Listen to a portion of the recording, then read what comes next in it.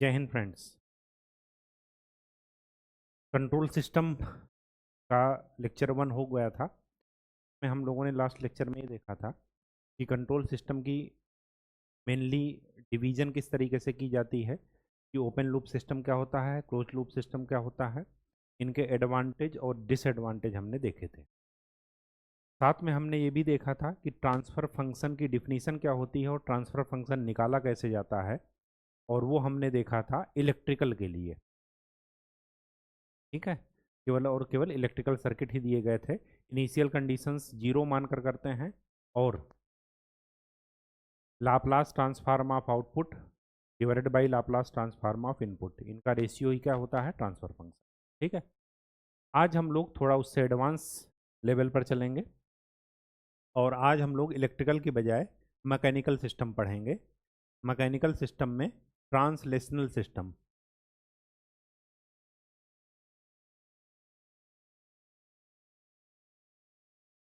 Mechanical system में भी translational system का हम लोग ट्रांसफर फंक्शन पढ़ेंगे। ट्रांसलेशनल सिस्टम वो होते हैं जहां पर मूवमेंट होती है। मूवमेंट दो टाइप की होती है, एक लीनियर और दूसरा रोटेशनल।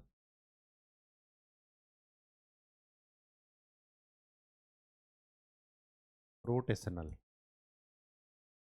लीनियर मूवमेंट में तीन एलिमेंट होते हैं। एक बात की जाएगी मास की,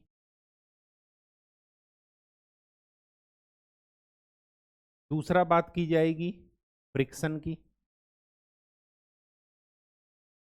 और तीसरा बात की जाएगी स्टिफनेस की।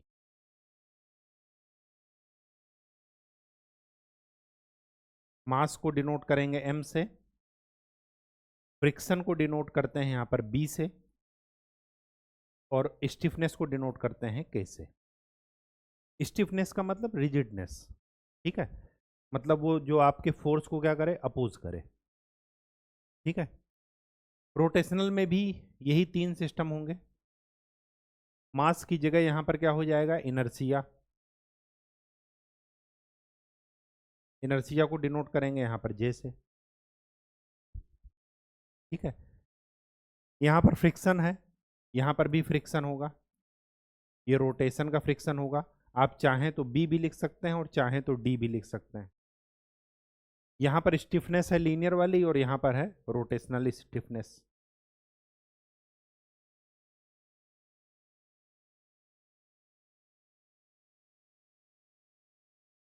देखिए, एक नॉर्मल अगर मैं बात करूं तो इलेक्ट्रिकल सर्किट में तीन एलिमेंट होते हैं, आर, एल और सी। एल क्या करता है, एनर्जी स्टोर करता है, एनर्जी स्टोरिंग एलिमेंट। सी क्या करता है, ये भी एनर्जी स्टोर करता है, लेकिन इन दोनों में अंतर क्या है, एल स्टोर करता है मैग्नेटिक फील्ड के रूप में, और सी स्टोर करता है इलेक्ट्रिक फील्ड के रूप में। ठीक है, तो यहां पर, और आर क्या है, एनर्जी डिसिपेट करेगा, एनर्जी डिसिपेटिंग एलिमेंट। और किसके रूप में एनर्जी डिसिपेट करता है, ये हीट के रूप में, हीट के रूप में ही करेगा ना। अब आपको यहां पर यह देखना है कि यही तीन एलिमेंट हर जगह आएंगे, चाहे वो लीनियर सिस्टम हो और चाहे वो रोटेशनल सिस्टम हो, चाहे वो इलेक्ट्रिकल सिस्टम हो। तो इलेक्ट्रिक रोटेशनल सिस्टम में मास एनर्जी स्टोर करेगा, तो ये किसको डिनोट करेगा, एल को, ये किसको डिनोट करेगा, आर को, और ये किसको डिनोट करेगा, सी को। सिमिलरली ये भी एक एनर्जी स्टोरिंग एलिमेंट है, तो ये किसको रिप्रेजेंट करेगा, एल को, ये किसको रिप्रेजेंट करेगा, आर को, और ये किसको रिप्रेजेंट करेगा, सी को। ठीक है, तो ये और कुछ नहीं है, ये RLC ही हैं, इनका बिहेवियर भी ठीक वैसे ही रहेगा। ठीक है, अभी इसमें कुछ चेंजेस है, एक रूप में मैं बताए दे रहा हूँ कि कौन से तीन एलिमेंट किसको रिप्रेजेंट करते हैं। अभी फाइनल रिलेशन अभी बाद में देखेंगे जब हम आपको एनालॉगस सिस्टम बताएंगे। अब हमें यहाँ पर दूसरी बात ये देखनी है कि लीनियर और रोटेशनल मूवमेंट में आपस में क्या रिलेशन होता है।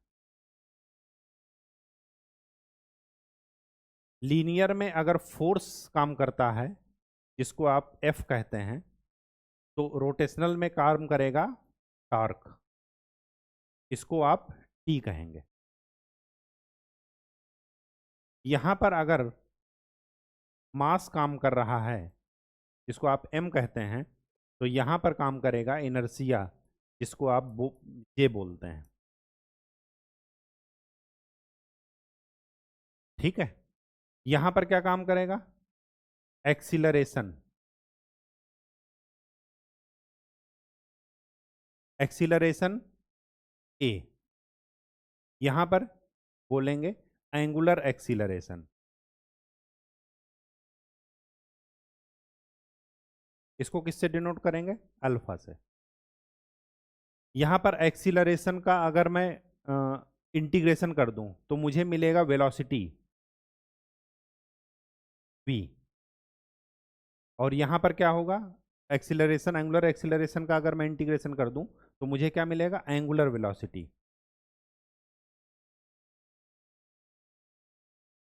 एंगुलर वेलोसिटी को डिनोट करते हैं ओमेगा से, डब्लू मत लिखिएगा, ओमेगा है ये। वेलोसिटी को फिर से इंटीग्रेट कीजिए तो मिलेगा आपको डिस्प्लेसमेंट, ये डिस्प्लेसमेंट लीनियर डिस्प्लेसमेंट की बात है, विस्थापन जिससे आप कहते हैं एक्स, स्मॉल एक्स। तो यहां पर एंगुलर डिस्प्लेसमेंट मिलेगा।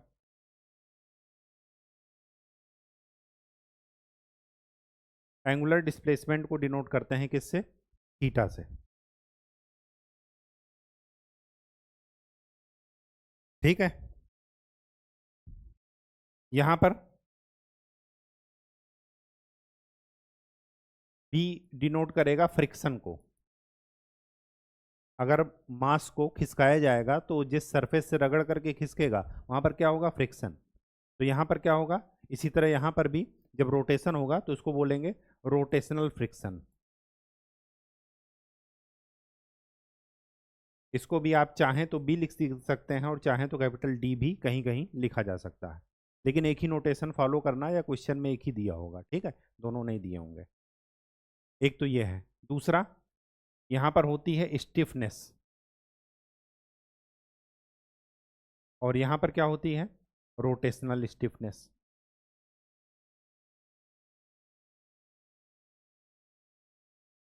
के यहां पर भी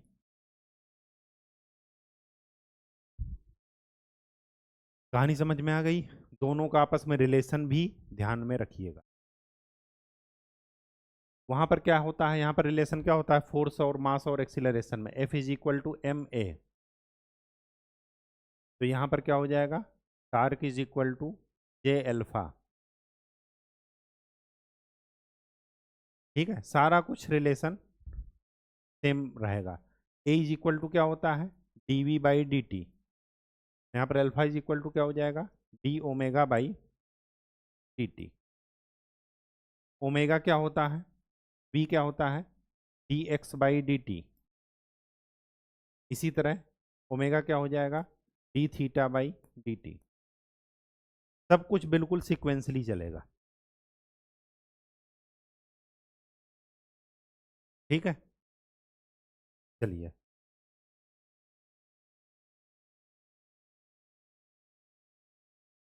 अगर मैं इलेक्ट्रिकल एलिमेंट्स की बात करूं, इलेक्ट्रिकल एलिमेंट में तीन हैं हमारे पास एलिमेंट्स,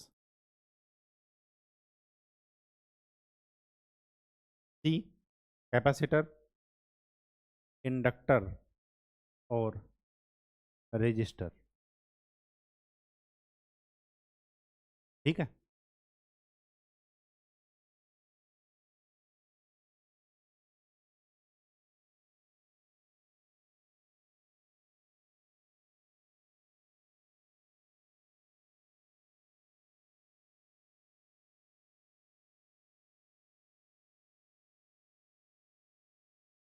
ये 3 एलिमेंट हो गए। अगर मैं इसका हाँ, कुछ और बताना पड़ेगा आपको पहले।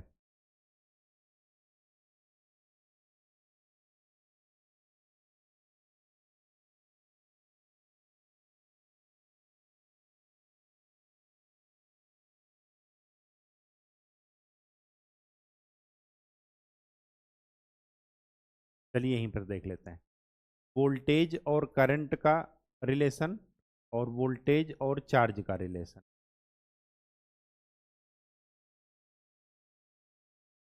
कैपेसिटर के अक्रॉस वोल्टेज क्या होता है? Q इज इक्वल टू होता है C इंटू वी। तो V इज इक्वल टू क्या मिलेगा? Q by C. करंट क्या होती है? D Q by D T, यही होती है। तो यहाँ से Q की वैल्यू क्या आ जाएगी? Integration I D T divided by, यही आएगा। और यहाँ पर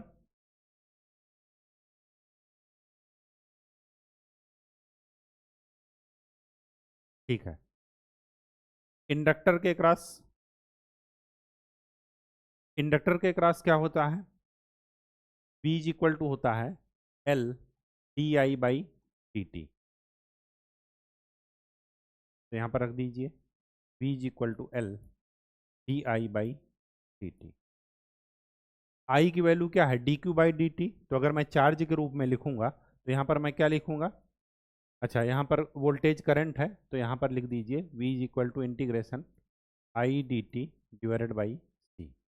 इसको टी टाइम तक के लिए इंटीग्रेट कर दीजिए।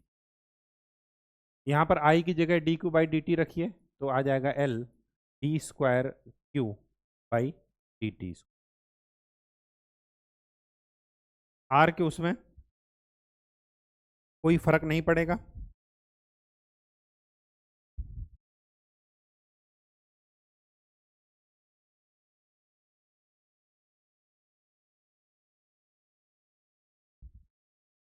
आर के उसमें कोई फर्क नहीं पड़ेगा। V is equal to I R और वोल्टेज और चार्ज में, तो V is equal to I की वैल्यू क्या हो जाएगा? D Q by D T. अगर मैं इम्पीडेंस लूँ Z, तो Z क्या हो जाएगा? इसका लाप्लास क्या होता है? 1/s। इंटीग्रेशन का लाप्लास में s से डिवाइड कर देते हैं जितनी बार इंटीग्रेशन हो। तो अगर मैं इम्पीडेंस लूँ यहाँ पर V बाई आई, तो यहाँ पर C में क्या हो जाएगा? 1/CS, L में LS और R में R ही रहेगा। ये फार्मूला जरा आपको ध्यान में रखना है, इसी का इस्तेमाल करके किया गया था।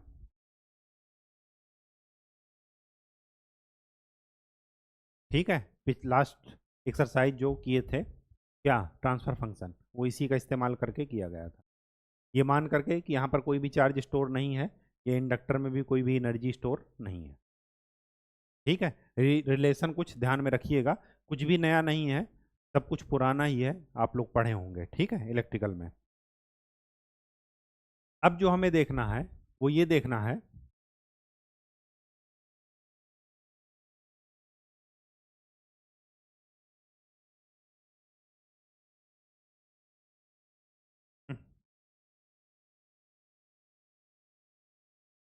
उसको देखने से पहले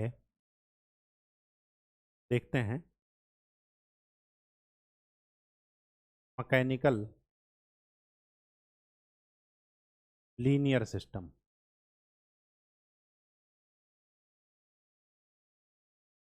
मैकेनिकल लीनियर सिस्टम में केवल और केवल दो चीजें होंगी। एक तो स्प्रिंग के, दूसरा मास, और तीसरा इसके बीच में फ्रिक्शन भी, और इधर लग रहा है फोर्स।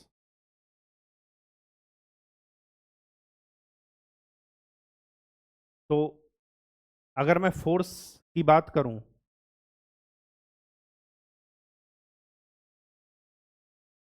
Ft, वो क्या हो जाएगा, m एक्सीलर, यहां पर अगर मैं डिस्प्लेसमेंट x मानूं तो m d²x/dt²। क्यों? क्योंकि आप ma लिखते हैं। अगर मैं इसका लाप्लास लूं fs, तो ये क्या हो जाएगा, m s²। हो जाएगा नहीं हो जाएगा? बिल्कुल हो जाएगा, xs। ठीक। इसी तरह के स्प्रिंग के लिए, स्प्रिंग में फोर्स क्या लगता है, k इंटू एक्स। के है स्प्रिंग कांस्टेंट और x क्या है, डिस्प्लेसमेंट। अगर मैं इसका लाप्लास लूं तो एफ एस क्या मिलेगा, के एक्स एस। ये तो कांस्टेंट है। फ्रिक्शन, ये बी की वैल्यू, अगर मैं यहां पर फोर्स को एडजस्ट करूं तो क्या लिखूंगा, B D X by D T. क्यों? क्योंकि जो फ्रिक्शन का फोर्स लगता है वो क्या होता है, वेलोसिटी के डायरेक्टली प्रोपोर्शनल। उस कांस्टेंट को मैंने बी मान लिया, वेलोसिटी को लिख सकते हैं D X by D T. तो यहां से अगर मैं इसका लाप्लास लूंगा तो क्या मैं क्या लिखूंगा, बी एस एक्स एस। आपको ये तीन एलिमेंट आपको ध्यान में रखने हैं। अगर मैं एफ बाई एक्स लेता हूं तो मेरे पास फार्मूला क्या मिलेगा, एम को s² से, के को के ही रहेगा, और बी क्या हो जाएगा, बी एस। अगर मैकेनिकल सिस्टम आपने निकाल लिया तो इलेक्ट्रिकल से वो रोटेशनल सिस्टम में क्या करेंगे, रोटेशनल सिस्टम में फिगर कुछ ऐसा बनेगा।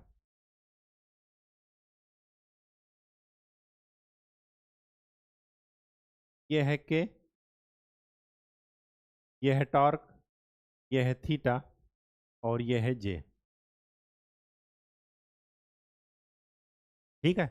यहां भी वही चीज, फ्रिक्शन रहेगा। तो यहां पर क्या हो जाएगा, m की जगह क्या लिख देंगे, JS², के एज इट इज रहेगा, और रोटेशनल जो डैम्पिंग रहेगी वो हो जाएगा DS या BS। ये किस में हो जाएगा, रोटेशनल सिस्टम में। एक एनर्जी स्टोर करेगा, दूसरा भी अपोज करेगा, ये जो के है ये अपोज करेगा, और तीसरा हीट के रूप में लॉस करेगा। ये एस स्मॉल से है। ठीक है। अब इसके बाद हमें देखना है एक बहुत ही इंपॉर्टेंट प्रिंसिपल, जिसको बोलते हैं D Alembert principal.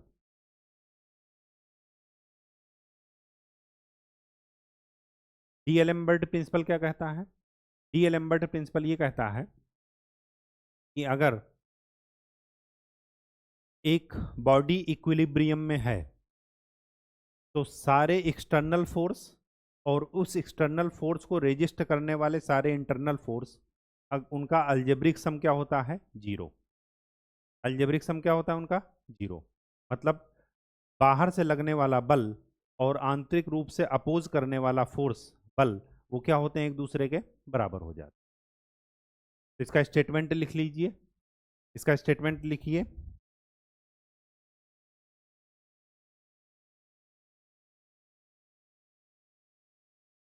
For any body the algebraic sum of all externally applied forces and forces resisting motion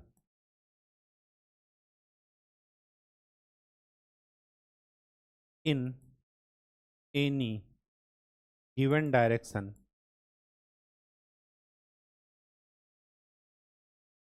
is 0।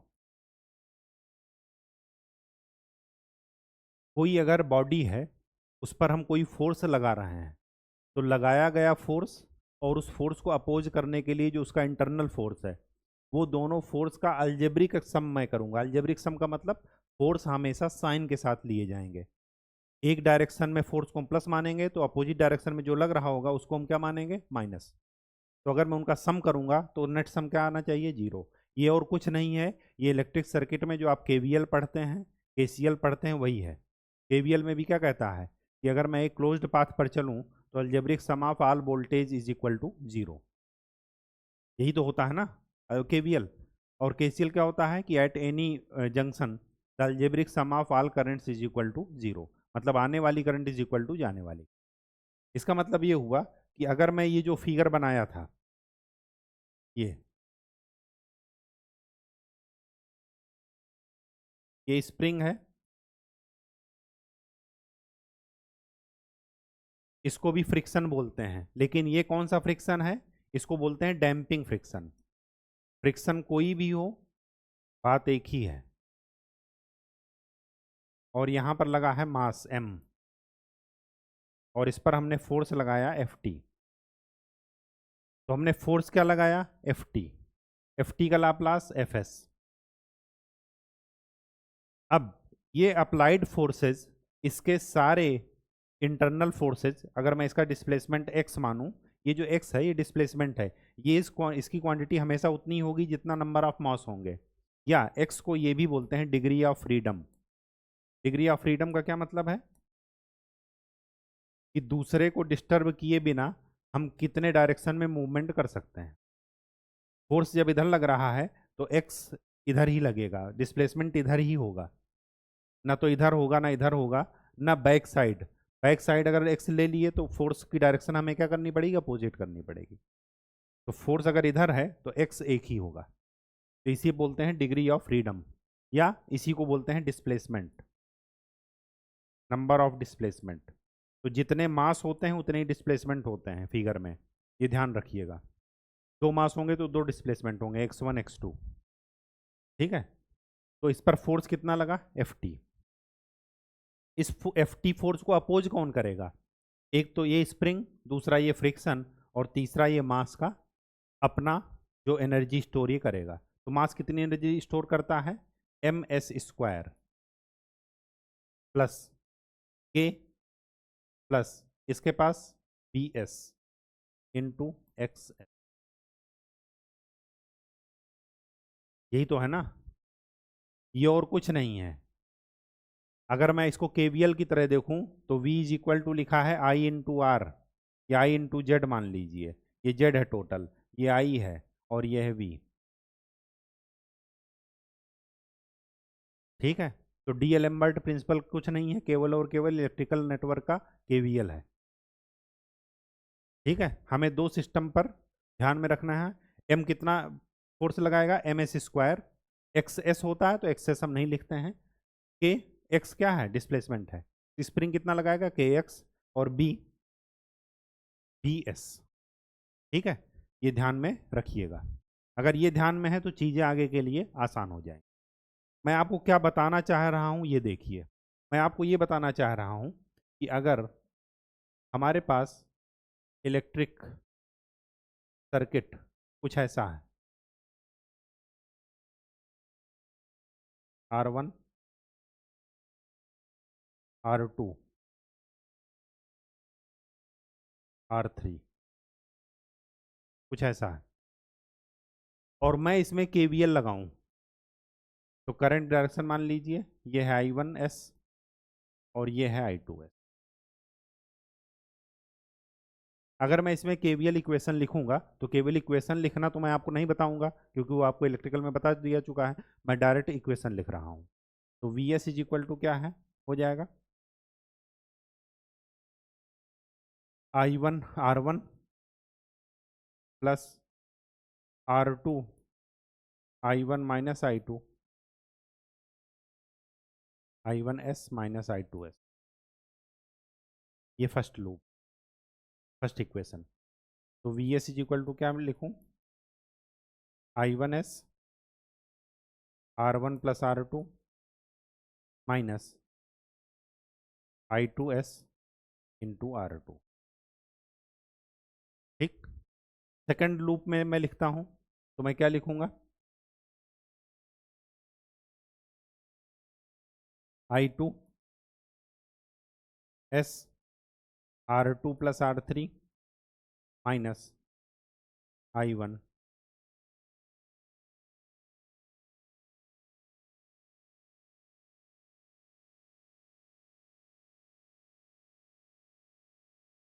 ये दो इक्वेशन है। केवीएल जब आप इक्वेशन लिखेंगे तो यही दो इक्वेशन आएंगी। मैं इस इक्वेशन को, इस सर्किट को इस वजह से आपके पास लिखा हूं ताकि आपको कन्फ्यूजन ना रहे, कुछ चीज़ें आप शॉर्टकट में सीख जाएं। वही शॉर्टकट मैं आपको समझाने की कोशिश कर रहा हूं। वो शॉर्टकट क्या है कि अगर कोई सर्किट है और उसमें करंट की डायरेक्शन आपने एक ही डायरेक्शन में, दोनों लूप, तीनों लूप, जो भी 5 लूप हैं, 10 लूप हैं, उनमें करंट डायरेक्शन सब में आपने एक ही मानी है, क्लॉकवाइज सभी में मान लिया, तो आपको केवीएल इक्वेशन इस तरह लिखने की जरूरत नहीं है, आप डायरेक्ट लिख सकते हैं।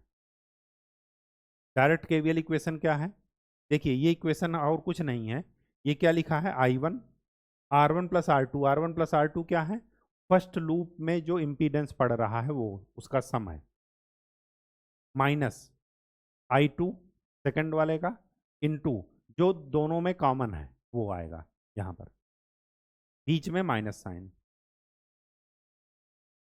अगर यहीं पर तीसरा लूप और होता, सपोज मैं एक तीसरा लूप ये भी खड़ा कर देता, R4 इसको मान लेता, तो यहां पर भी करंट डायरेक्शन में क्या लेता, I3।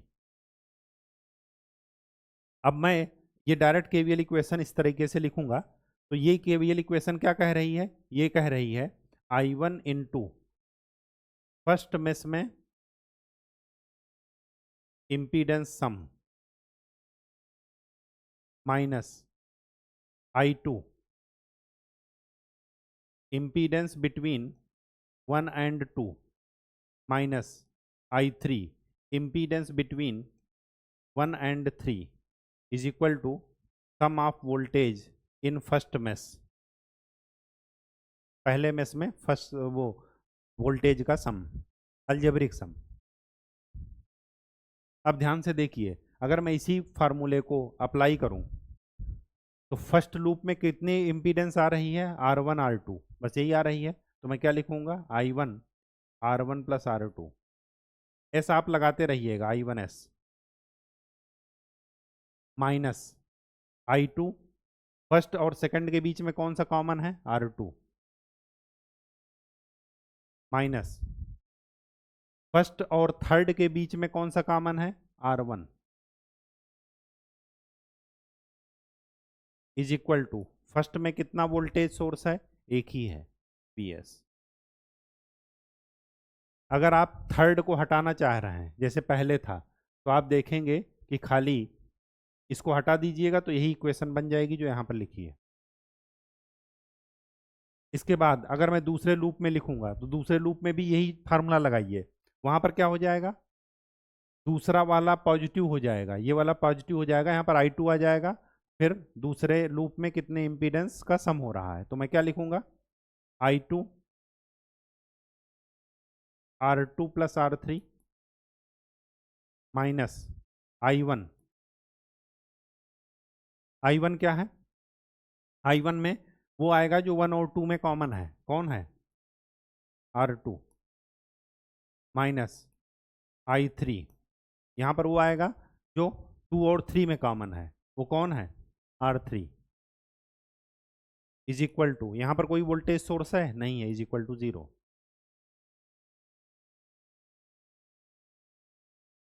आप केवीएल लगाएंगे भी तो यही इक्वेशन बनेगी, आप चाहें तो लगा कर देख लीजिए। मैं आपको शॉर्टकट में क्या बताना चाह रहा हूँ, ये formula I1 first impedance first loop में फर्स्ट मेस में कितने इम्पीडेंस का सम हो रहा, वो सम माइनस I2 में वो वाला इम्पीडेंस आएगा जो 1 और 2 में कॉमन होगा, माइनस I3 में वो आएगा यहाँ पर इनटू में जो 1 और 3 में कॉमन होगा, is equal to total algebraic sum of voltage in first mesh. इसी तरह सेकंड वाले में क्या हो जाएगा, I2 को छोड़ करके बाकी सारे निगेटिव, तो I1 यहाँ पर पहले लिखे तो आप यहाँ पर लिखिए माइनस I1, और I1 और I2 में जो भी कॉमन होगा इम्पीडेंस वो लिख दीजिए।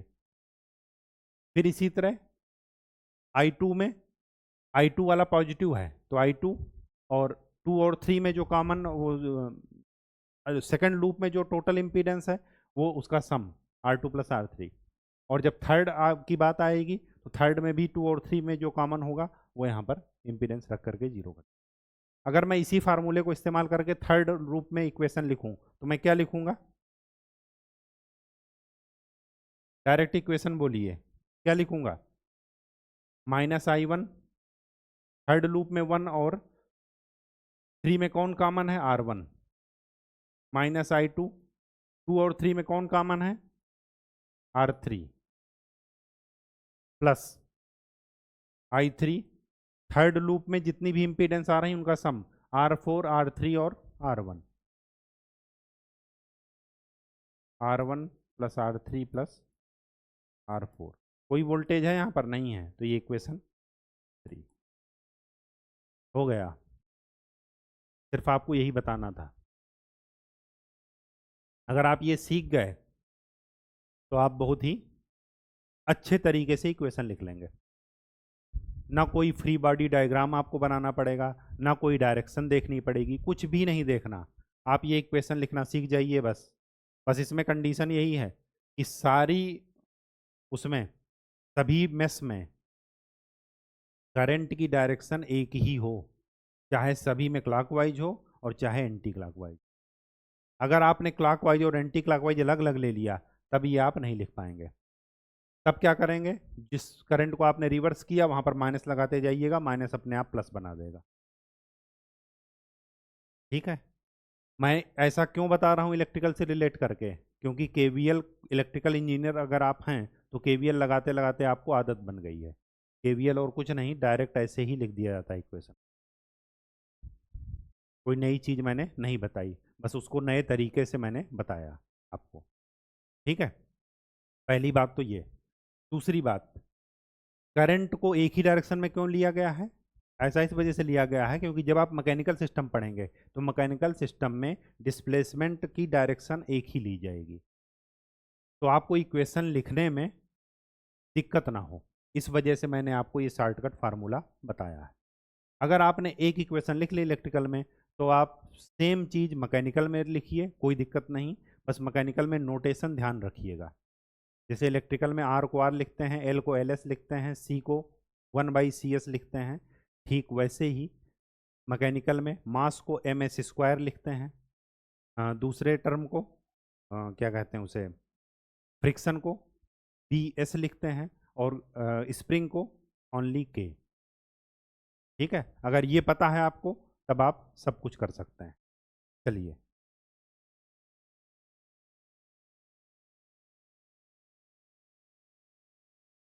ये है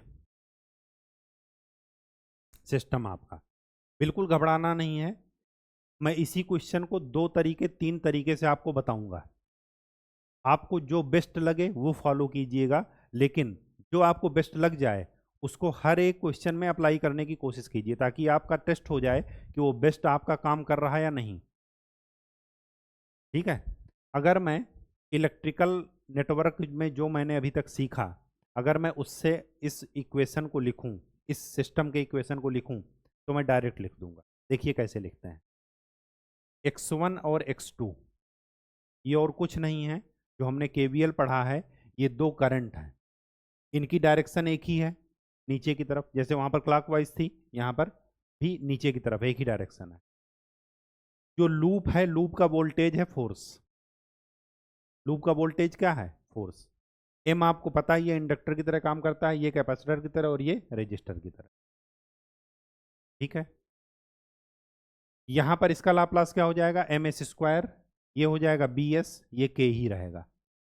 अब मैं जरा फर्स्ट वाले पर यहां पर इक्वेशन लिख रहा हूं इसकी, तो मैं क्या लिखूंगा, फर्स्ट से जो भी रिलेटेड है वो क्या आएगा, x1, i1 वहां पर लिखते थे ना, तो यहां पर लिख दीजिए x1, x1 के इनटू में क्या आ जाएगा, फर्स्ट से रिलेटेड, तो m1 एस स्क्वायर, फर्स्ट से और कौन रिलेटेड है, b1 एस, फर्स्ट से और कौन रिलेटेड है, k1, ये यहां पर लिखेंगे x1 S, i into R या इम्पीडेंस, ये सब इम्पीडेंस है। फर्स्ट हमारा लूप हो गया, इसके बाद माइनस x2s, जो x1 और x2 में कॉमन है, वो x1 और x2 में कॉमन कौन है, ये दोनों, ये x2 और ये x1 इसमें आपस में जुड़े हैं, ये कौन, k और b, तो मैं यहां पर क्या लिखूंगा, k1 plus b1s is equal to applied force या अप्लाइड वोल्टेज, अप्लाइड वोल्टेज क्या है, ft, तो इसको मैं क्या लिखूंगा, fs।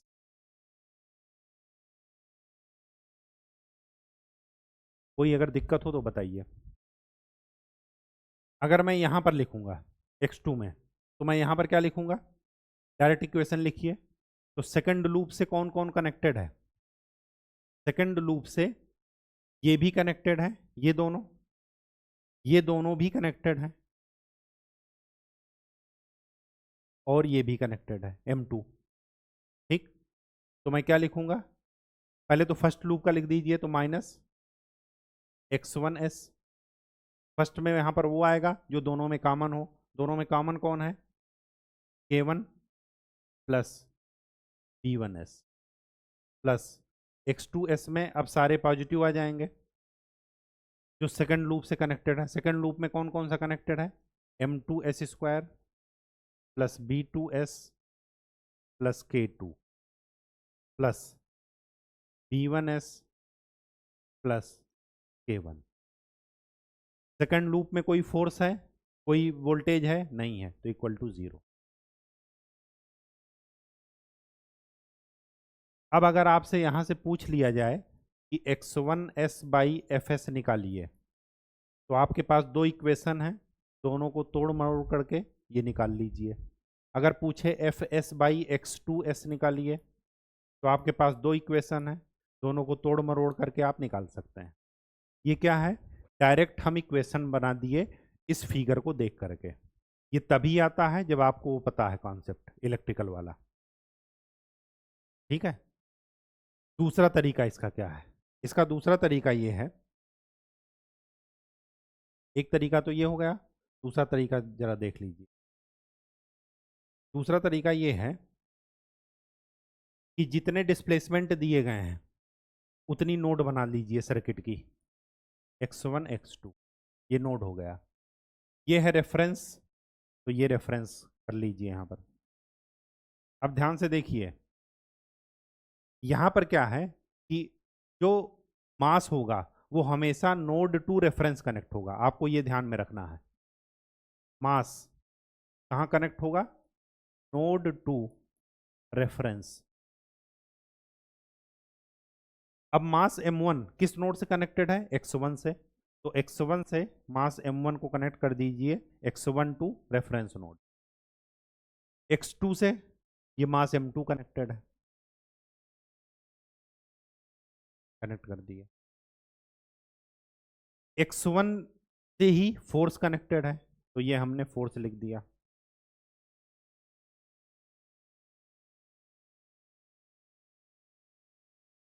x1 और x2 के बीच में ये दोनों हैं, इन दोनों को ऐसे एज इट इज कनेक्ट कर दीजिए, ये है k1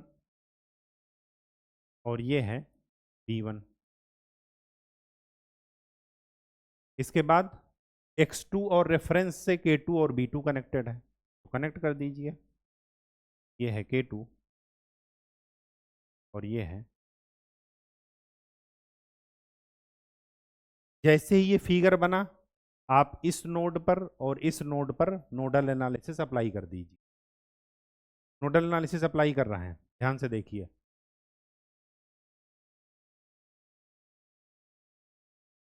x1 पर अप्लाई कर रहे हैं नोडल एनालिसिस। तो यहां पर F T is equal to क्या मिलेगा, वोल्टेज इज इक्वल टू क्या मिलेगा। अब यहां पर जब नोडल एनालिसिस अप्लाई कर रहे हैं तो ये क्या मानेंगे कि ये करंट है, आने वाली करंट इज इक्वल टू जाने वाली करंट। तो F T is equal to, F T आने वाली करंट है, जाने वाली करंट ये 3 लाइन में जाएगी। और नोडल एनालिसिस आपको अप्लाई करना बताए हैं कि जिस नोड पर अप्लाई करना उसको सबसे हाईएस्ट वोल्टेज पर मान लेना है। तो मैं यहाँ पर अगर अप्लाई कर रहा हूँ तो यहाँ पर कितनी करंट फ्लो होगी, M1 यहाँ पर D square X by D T square x1 plus यहाँ पर k के साथ क्या होता है x1 माइनस x2, क्योंकि हम फर्स्ट पर अप्लाई कर रहे हैं, और b के साथ b1 D x1 minus x2 by D T, equation first. इसका लाप्लास लेंगे तो वही मिलेगा जो इक्वेशन वहां पर मिली है। आप ना हो तो यकीन तो लेकर के देख लीजिए। अगर मैं इसका लाप्लास लेता हूं तो क्या मिलेगा, M square S square x1s plus k1 x1s minus x2s plus b1s x1s minus x2s। x1s के सारे टर्म एक साथ ले लीजिए, x2s के सारे टर्म एक साथ ले लीजिए, फिर आप पाएंगे कि यही इक्वेशन बनी है जो वहां पर लिखी है, बिल्कुल सेम, कुछ भी अंतर नहीं है। तो ये तो हुआ डिफरेंशियल इक्वेशन के द्वारा। अब यही चीज आप क्या कर दीजिए, सेकंड नोड पर अप्लाई कर दीजिए। जब मैं सेकंड नोड पर अप्लाई करूंगा कि KVL सॉरी KCL, तो सेकंड नोड पर कौन कौन से लोग कनेक्टेड हैं, ये 3 हो गए, ये 2 हो गए। तो पहले तो सेकंड नोड पर एक्सटर्नल कौन से कनेक्टेड हैं, M2 D square x2 by D T square plus K2 x2 plus B2 D x2 by D T plus x2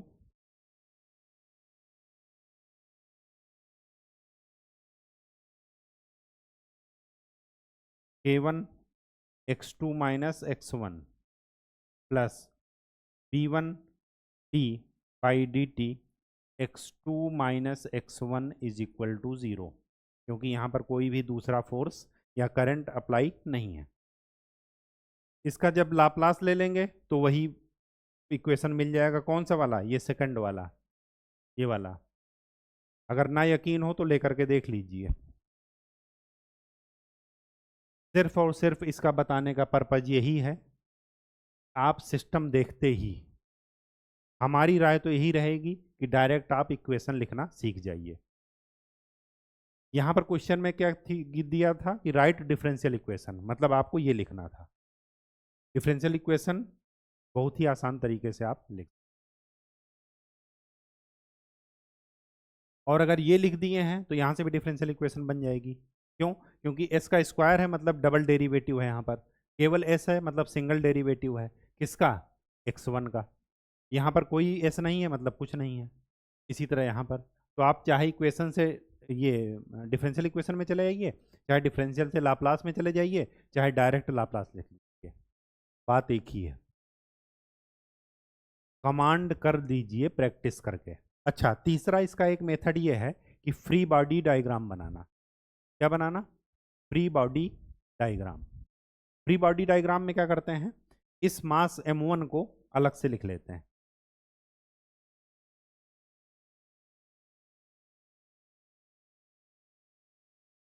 अब देखिए M1 पर कौन कौन से फोर्स लग रहे होंगे। एक तो एक्सटर्नल फोर्स Ft ये लग रहा है,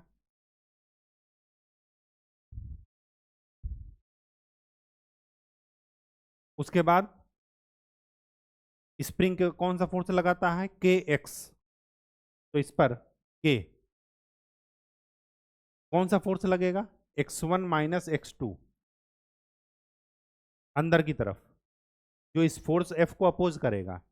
और इधर की तरफ B कौन सा फोर्स लगाता है, B1 D x1 by D T minus dx2/dt।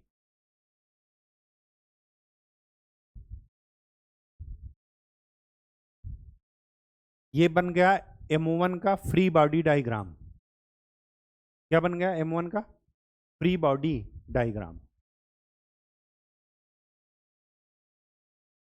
अब ध्यान से देखिए, ये दो फोर्स जो M2 पर लग रहे हैं इधर से, तो जब मैं M2 का बनाऊंगा तो M2 में यही दो फोर्स वहां पर लगेंगे, लगेंगे नहीं लगेंगे? तो अगर मैं M2 का फ्री बॉडी डायग्राम बनाऊं तो मैं क्या लिखूंगा?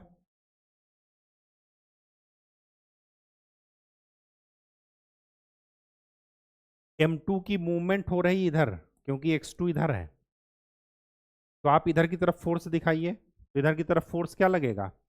K1। इसी का जस्ट अपोजिट कर दीजिए माइनस साइन के साथ, तो ये क्या हो जाएगा? x2 minus x1। इसको अपोजिट कीजिए तो मिलेगा B1 d/dt x2 minus x1। जब मूवमेंट इधर हो रहा है तो वो स्प्रिंग और ये फ्रिक्शन अपोज करेंगे, तो K2 x2 उधर लगेगा और B2 dx2/dt इधर लगेगा। डीएलेम्बर्ट प्रिंसिपल लगा दीजिए। एक डायरेक्शन में जो फोर्स लग रहे हैं, अपोजिट डायरेक्शन में जो फोर्स लग रहे हैं, उनका अलजेब्रिक सम 0 आएगा। अलजेब्रिक सम मतलब एक को अगर मैं पॉजिटिव मानूं तो ये दोनों निगेटिव होंगे, तो Ft minus this is equal to 0। इसी तरह this plus this minus this plus this is equal to 0। तो इस क्वेश्चन को, किसी भी क्वेश्चन को करने के 3 तरीके हो सकते हैं। आपको जो मेथड पसंद हो वो कीजिए। कोशिश ये कीजिएगा कि डायरेक्ट अगर लिख सकें तो ज़्यादा बेटर है, जिंदगी आसान हो जाए। ठीक है, और जब आप केवीएल का नया तरीका सीख गए हैं तो अब आप जितने भी इलेक्ट्रिकल के क्वेश्चन करेंगे, मैक्सिमम केसेस में केवीएल वैसे ही लिखिए, डायरेक्ट इक्वेशन, ताकि लोगों को ये लगे कि आप जादू दिखा रहे हैं उनको, जबकि जादू एक्चुअल है नहीं, केवल प्रैक्टिस का खेल है। ठीक है, विजुअलाइजेशन का खेल है। चलिए,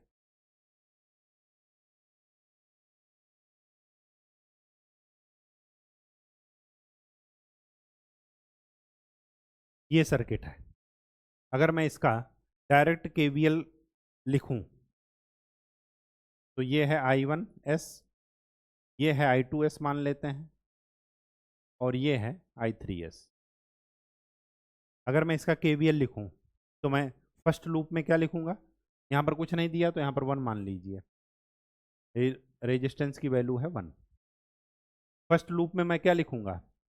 1 + 1 + 2s I1s minus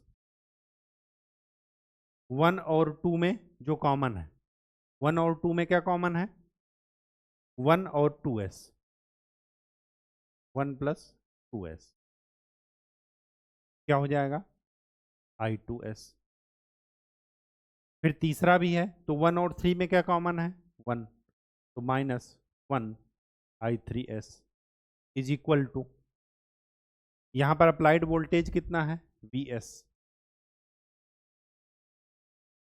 equation first बन गई। 2 में लिख रहा हूँ, इक्वेशन 2। इक्वेशन 2 में यहाँ पर I1 है तो शुरुआत I1 से करते हैं, तो -I1। जब सेकंड लूप में लिखेंगे तो केवल I2 पॉजिटिव होगा, बस ये ध्यान रखिएगा, बाकी सब माइनस, जैसे यहाँ पर जैसे सब माइनस है। अब इनमें ये यहाँ पर क्या है जो दोनों में कॉमन हो 1 और 2 में, तो क्या है? 1 + 2s प्लस I2।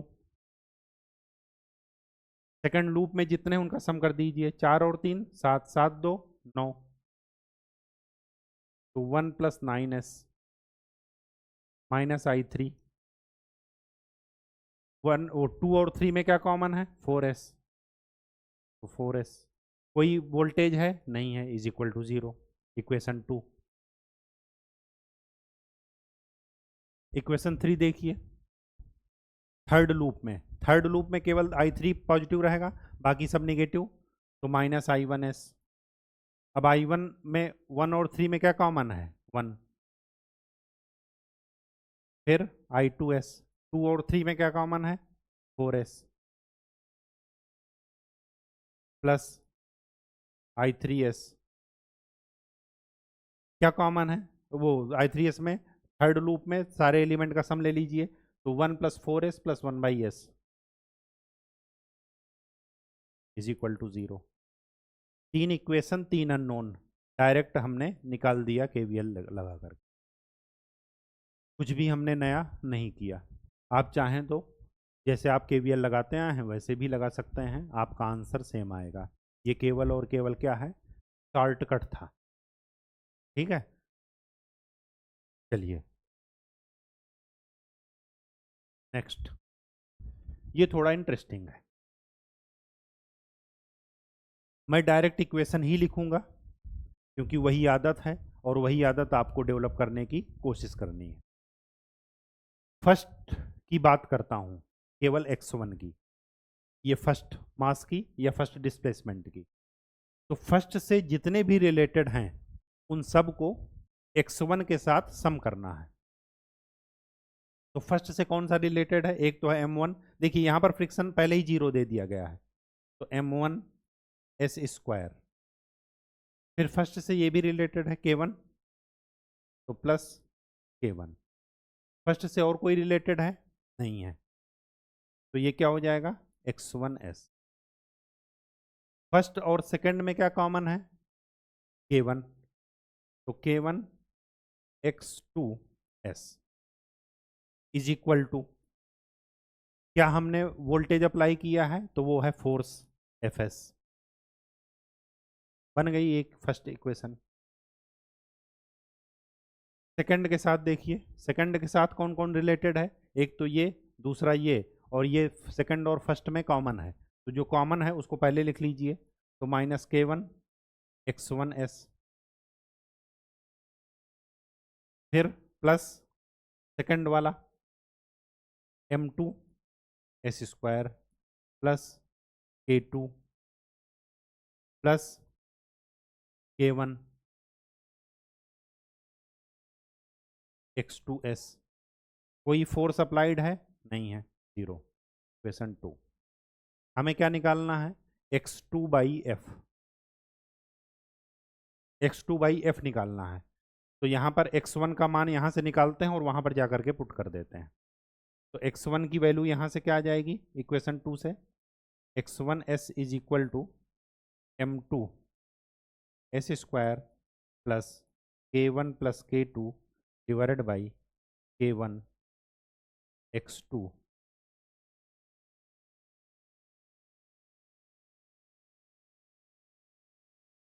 ये x1 की वैल्यू यहाँ पर जाकर के पुट कर दीजिए। जब पुट करेंगे तो पूरा इक्वेशन x2 में बदल जाएगा, मैं पुट कर रहा हूं, तो क्या लिखा जाएगा, s² m1 plus k1 into s² m2 plus k1 plus k2 divided by k1 minus k1, total x2s बाहर ले लीजिए = fs। तो ये क्या आ जाएगा, आपको निकालना क्या है, x2/fs, तो ये आ जाएगा s² m1 plus k1 into s² m2 plus k1 plus k2 minus k1² divided by k1 into x2s = f। तो आपको क्या चाहिए, x2s/fs, तो क्या मिल जाएगा, k1 डिवाइडेड बाई, इसको ओपन कीजिए, s⁴ m1 m2 plus s² k1 m2 plus s² m1 k1 plus k1² plus S square m1k2 plus k1k2 minus k1 square, k1 square cancel, जो आपका आया वो आपका आंसर है। तो क्या मिला, k1 डिवाइडेड बाई एस की power 4 m1 m2 plus S square k1 m2 plus S square m1 k1 plus S square m1 k2 plus k1 k2। इसको और सिंप्लीफाई करना है तो एस स्क्वायर m1 यहाँ से कॉमन ले लीजिए, ठीक है, फिर अरेंज करके लिख दीजिएगा, ये आपका आंसर है। चीज़ें बहुत ही आसान हैं, लेकिन तभी तक जब आपका कॉन्सेप्ट क्लियर हो। ये सब आपके गेट और ईएस में पूछे गए हैं, तो ये ज़रा ध्यान से पढ़िएगा, ठीक है। चलिए, डिराइव द इक्वेशन। इसमें इक्वेशन का डिराइव करना है, ये तो सिंपल ही है कि applied force F is equal to क्या है, अपोजिट जो फोर्स लग रहे हैं उनका यहाँ पर लगेगा B फ्रिक्शन, तो उनका क्या हो जाएगा, सम हो जाएगा। तो M के साथ M D square X by D T square plus B D X by D T plus के एक्स। M B और K की वैल्यू रख दीजिए, तो F की वैल्यू क्या मिली, 10 D square X by D T square plus 30 D X by D T plus 20x। ये आपका क्या है, आंसर है, ठीक है। चलिए यहाँ पर देखते हैं, यहाँ पर फ्रिक्शन दिया है, नीचे फ्रिक्शन नहीं दिया है। अगर फ्रिक्शन दिया होता तो मैं मानता, यहाँ पर फ्रिक्शन क्या ले लीजिए, 0,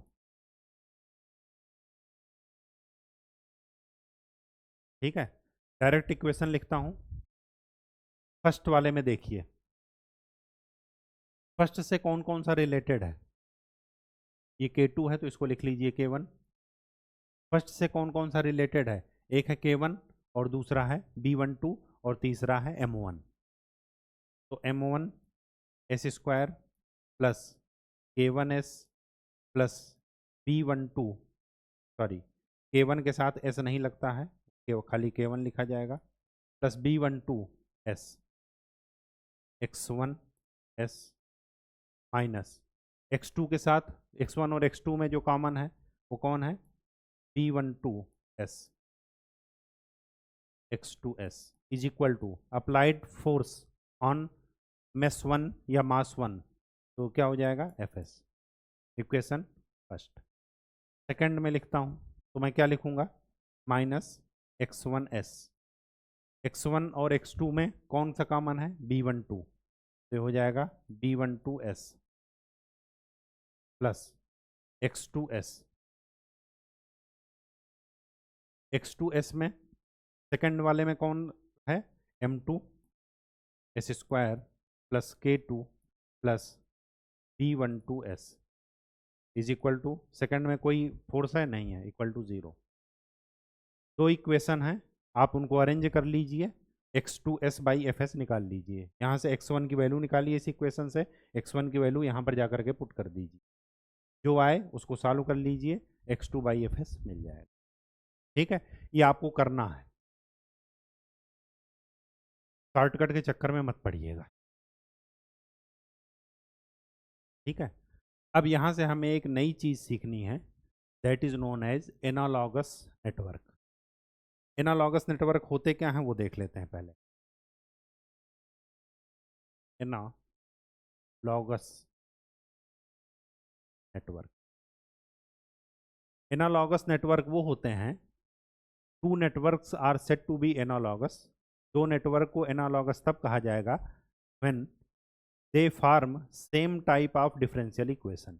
जब जब हम डिफरेंशियल इक्वेशन उनकी लिखेंगे, चाहे वो फोर्स की लिखे हों चाहे केवीएल लगाकर लिखे हों, अगर मैं डिफरेंशियल इक्वेशन लिखता हूं तो डिफरेंशियल इक्वेशन का आर्डर और टाइप एक इक्वेशन का दूसरे इक्वेशन के आर्डर और टाइप के डिफरेंशियल इक्वेशन से मैच करना चाहिए। अगर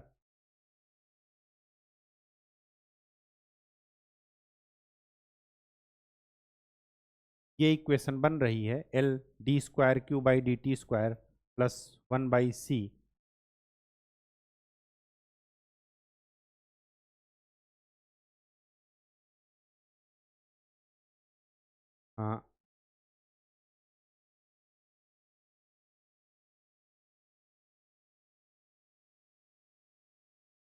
v is equal to L D I by D T plus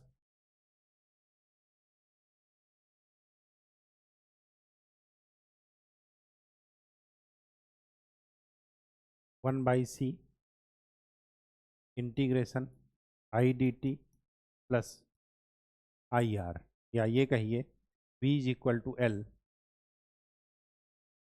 D square I by D T square plus 1/c integration I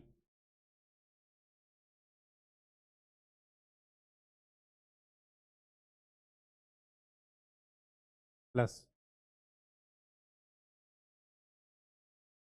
R D I by D T. ये क्या है? Second order differential equation है। अब इसी से related mechanical में equation क्या बनती है अगर आपको याद हो तो, force is equal to mass m D square X by D T square plus ये कितना हो जाएगा k x plus b D X by D T.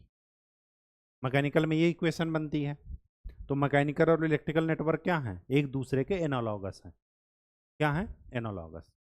क्यों? क्योंकि सेकंड ऑर्डर डिफरेंशियल इक्वेशन ये बनी इलेक्ट्रिकल में और मैकेनिकल में ये बनती है। इसी वजह से मैंने आपको बताया था कि आर एल सी जो वो हैं वो कौन किसको रिप्रेजेंट करता है? एल हमेशा किसको रिप्रेजेंट करता है? एम को।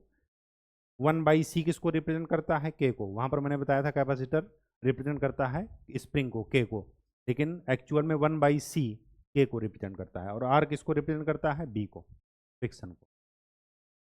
ठीक है, तो analogous system, the two systems are said to be analogous if they have same type of differential equation। अगर उनका डिफरेंशियल इक्वेशन सेम टाइप का है, सेम टाइप का मतलब उसका ऑर्डर और डिग्री वैसे ही है जैसे दूसरे का है, तो उस सिस्टम को क्या बोलते हैं? Analogous system. ठीक है, एनालॉगस सिस्टम पढ़ने के पहले हमें दो चीज़ें ध्यान से समझ लेनी है। एक होती है फोर्स वोल्टेज एनालॉगी और दूसरी होती है फोर्स करंट एनालॉगी, और तीसरी एक और होती है फोर्स टार्क। ये हम आपको बता चुके हैं, ये बता चुके हैं ना, क्योंकि ये लीनियर का है और ये रोटेशनल का है, ये आपको पहले ही बता चुके हैं। फोर्स की जगह यहाँ पर क्या रहेगा? टार्क रहेगा। मास की जगह क्या रहेगा? जे रहेगा, इनर्शिया रहेगा। ए की जगह, एक्सीलरेशन की जगह क्या रहेगा? अल्फा। वेलोसिटी की जगह क्या रहेगा? ओमेगा। एक्स की जगह क्या रहेगा? थीटा। बी की जगह क्या रहेगा? चाहे तो बी लिख दीजिए, चाहे डी। ठीक है, और के की जगह, स्टिफनेस की जगह यहाँ पर रोटेशनल स्टिफनेस रहेगा। ये आपको बता चुके हैं ये वाला। अब फोर्स वोल्टेज एनालॉगी और फोर्स करंट एनालॉगी को जरा देख लेते हैं। फोर्स वोल्टेज एनालॉगी बिल्कुल ठीक वैसे ही काम करता है जैसे केवीएल काम करता है, और फोर्स करंट एनालॉगी ठीक वैसे ही काम करता है जैसे केसीएल काम करता है। अभी जो हम लोग फोर्स करंट ही पढ़ रहे थे, जो हमने फर्स्ट क्वेश्चन आपको बताया था कि जब नोड बना करके नोडल एनालिसिस अप्लाई कर दीजिए, नोडल एनालिसिस में यही काम कर रहे थे। ठीक है, तो जरा देख लेते हैं। बस आपको ये ध्यान में रखना है कि इलेक्ट्रिकल के कंपैरिजन में मैकेनिकल में क्या होता है, या मैकेनिकल के कंपैरिजन में इलेक्ट्रिकल में क्या होता है। फोर्स वोल्टेज का मतलब ये हुआ कि फोर्स किसको रिप्रेजेंट करेगा इलेक्ट्रिकल में? वोल्टेज को। किसको रिप्रेजेंट करेगा? वोल्टेज को। तो मास किसको रिप्रेजेंट करेगा? इंडक्टर को। फ्रिक्शन बी किसको रिप्रेजेंट करेगा? रेजिस्टेंस को। और कैपास वो स्टिफनेस स्प्रिंग की के, वो किसको रिप्रेजेंट करेगा? यहाँ पर सी, या ये कहिए इसी में लिख लीजिए, सी को कौन रिप्रेजेंट करेगा? 1/k। चाहे एक को दूसरे से रिवर्स कीजिए या एक को पहले से रिवर्स कीजिए, बात एक ही है। ठीक है, और कौन सा बचा? हाँ हाँ, यहाँ पर और क्या हो जाएगा? हाँ, डिस्प्लेसमेंट एक्स। एक्स क्या हो जाएगा? करंट।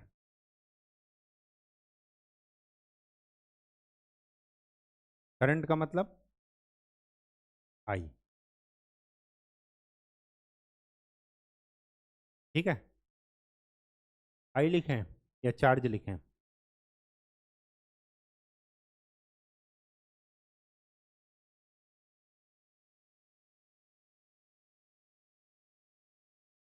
चार्ज, करंट नहीं।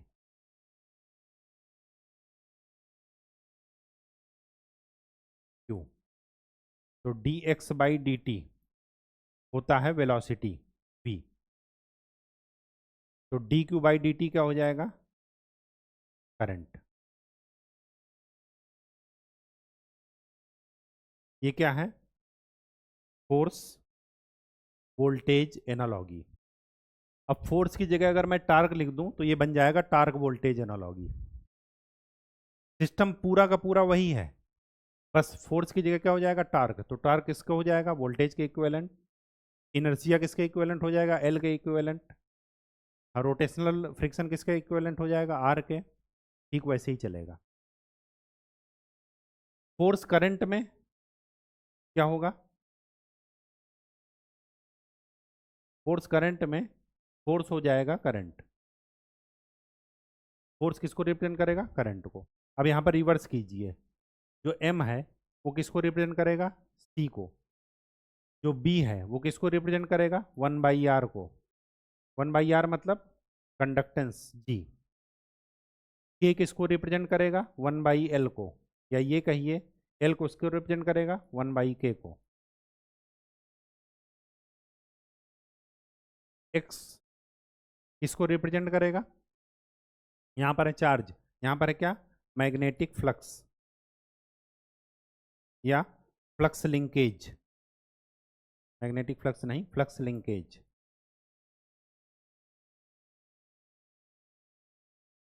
तो फ्लक्स लिंकेज को रिप्रेजेंट करते हैं एन फाई से। इसका जब हम डेरिवेटिव ले लेंगे तो वेलोसिटी आ जाएगी, और वेलोसिटी को किससे रिप्रेजेंट करेंगे? यहाँ पर ईएमएफ से या वोल्टेज से, ई। वेलोसिटी को यहाँ पर करंट लिख रहे थे, और यहाँ पर वेलोसिटी को क्या लिखेंगे? ई। वैसे ही निकाल लीजिएगा। वी क्या होता है? D X by D T. तो जब मैं इसका मैं डिफ्रेंसिएशन लूंगा टाइम रिस्पेक्ट में, तो D phi by D T क्या बनता है? ईएमएफ, फैराडे लॉ से। ठीक है, तो ये एनालॉगी जरा ध्यान में रखिएगा, रटना नहीं है। जैसे समझाएं वैसे ही समझ लीजिएगा। एक दो बार प्रैक्टिस कीजिएगा, दिमाग की कोशिकाओं में जोर डालिएगा, बेसिक इलेक्ट्रिकल क्लियर रखिएगा, तो रटना नहीं पड़ेगा। आप ना मैंने रटा है ना आपको रटने की सलाह दूंगा। चलिए, ये आपको एनालॉगस सिस्टम बनाना है, एनालॉगस नेटवर्क। एनालॉगस नेटवर्क बनाने का एक ही तरीका है, या तो डायरेक्ट हम डिफरेंशियल इक्वेशन लिख दें, या दूसरा तरीका है कि जो हमने पढ़ा है उससे हम क्या कर दें? नोडल एनालिसिस अप्लाई कर दें। कितने मूवमेंट यहाँ पर दिखाई दे रहे हैं? 3। तो 3 नोड बना लीजिए। क्या बना लीजिए? 3 नोड। एक हो जाएगी रेफरेंस नोड। पहली नोड से कौन कनेक्टेड है? Force F. पहली नोड से ही कौन कनेक्टेड है? मास हमेशा नोड और रेफरेंस नोड के बीच में कनेक्ट होंगे, तो m1 तो इनके इनके बीच में कनेक्ट होगा। x1 और x2 के बीच में कौन कनेक्टेड है? p1। m2 मास नोड और रेफरेंस नोड के बीच में, तो नोड कौन सी पड़ी? x2। तो ये मास कनेक्टेड हो गए। x2 और x3 के बीच में कौन है? एक तो है k2 और दूसरा p2। x3 से मास m3 कनेक्टेड है। फिर K3, फिर P3 बन गया आपका। अब क्या करना है, अगर फोर्स करंट आपको एनालॉगी सिस्टम इसका बनाना है, एनालॉगस सिस्टम फोर्स करंट का इस्तेमाल करके, वो बताएगा कि कौन सा फोर्स करंट बनाना है या फोर्स वोल्टेज। तो अगर फोर्स करंट बनाना है तो जो जैसा है वैसा ही लगा दीजिए। एफ की जगह क्या लगा दीजिए, आई। एम की जगह क्या लगा दीजिए, सी। बी की जगह क्या लगा दीजिए, 1/r। एल की एम की जगह क्या लगा दीजिए, सी। यहां पर 1/l, 1/r, सी, C1, C2, C3। अच्छा,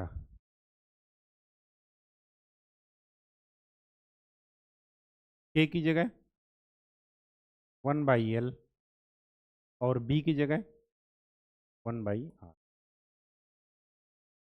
ये क्या बन गया, फोर्स करंट एनालॉगस, मतलब ये फोर्स करंट एनालॉगी सिस्टम आपका तैयार हो गया।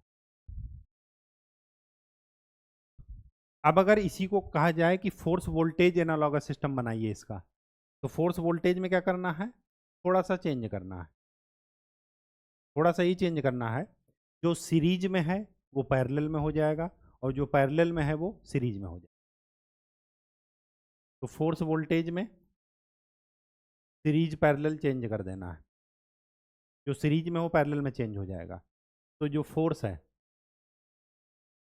ये है वोल्टेज, इसके पैरेलल में है एम, तो इसको क्या कर दीजिए, एल, सीरीज में आ जाएगा। फिर ये क्या है, सीरीज में, तो इसको क्या लाइए, पैरेलल में। ये बी है, R1। फिर ये किस में चला जाएगा, सीरीज में, L2। ये दोनों किस में है, पैरेलल में। ये किस में आ जाएगा, सीरीज में आ जाएंगे। हाँ, के की जगह क्या आ जाएगा, 1/C2, और ये R2। फिर ये L3, फिर ये के 1/C3, और ये R3। बस, ये फोर्स वोल्टेज एनालॉगी सिस्टम बन गया, फोर्स वोल्टेज एनालॉगस सिस्टम बन गया। आपको और चेक करना है कि सही है गलत, इसकी डिफरेंशियल इक्वेशन लिखिए, इसकी डिफरेंशियल इक्वेशन लिखिए, नीचे वाली की लिखिए, इसकी लिखिए, सब एक ही आ जाएंगी।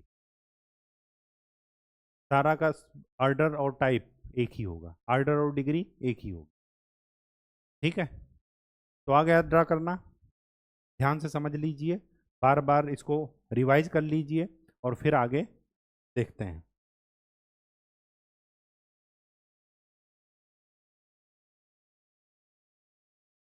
बताइए इसको, अगर आप इसका एनालॉगस सिस्टम बनाएंगे, एक तो हुआ डायरेक्ट इक्वेशन लिखना, डायरेक्ट इक्वेशन आप लिख लेंगे, इसको हमें नहीं लिखना है, कि लिख दूं, लिख देता हूं। यहाँ पर कुछ नहीं दिया है तो यहाँ पर 0 मान लीजिएगा। फर्स्ट पर लिख रहा हूँ तो मैं क्या लिखूंगा, m1s² plus b1s x1s minus, ये b है, b1 नहीं है, bs x2s is equal to force f, equation first. Second को मैं लिखूंगा तो minus bs x1s plus m2 s square plus k2